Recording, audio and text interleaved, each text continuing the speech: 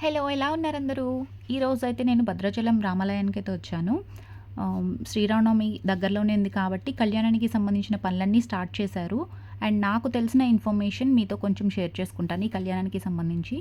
మనకి హోలీ పౌర్ణమి రోజే స్వామివారిని పెళ్ళికొడుకుని చేయడం, పసుపు దంచడం, ఇంకా తలంబ్రాలు కలపడం అన్నీ ఆ రోజే జరుగుతాయన్నమాట. ఆ రోజు నుంచి మన కళ్యాణానికి సంబంధించిన అన్ని పనులు కూడా స్టార్ట్ అవుతాయి.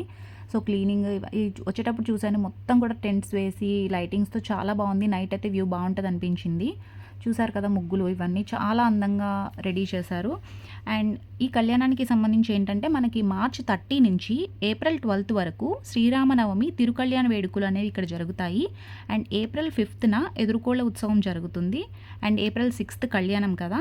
ఏప్రిల్ 7th 10:30 మార్నింగ్ 10:30 నుంచి కూడా పట్టాభిషేక కార్యక్రమం అనేది ఉందన్నమాట.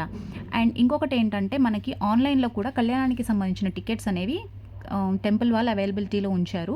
75% మనకి అవైలబుల్‌లో ఉన్నాయన్నమాట. 15 డేస్ ముందు నుంచే ఉన్నాయి. ఇఫ్ ఎవరైనా కళ్యాణానికి అటెండ్ అవ్వాలి అనుకున్న వాళ్ళు ఆన్లైన్‌లో వాళ్ళ అఫీషియల్ వెబ్‌సైట్‌లో మీరు బుక్ చేసుకోవచ్చు. ఈ చిన్న క్లిప్పింగ్స్ వచ్చేసి పసుపు దంచినవి అండ్ తలంబ్రాలు కలిపినవి నేను వెళ్ళలేదు.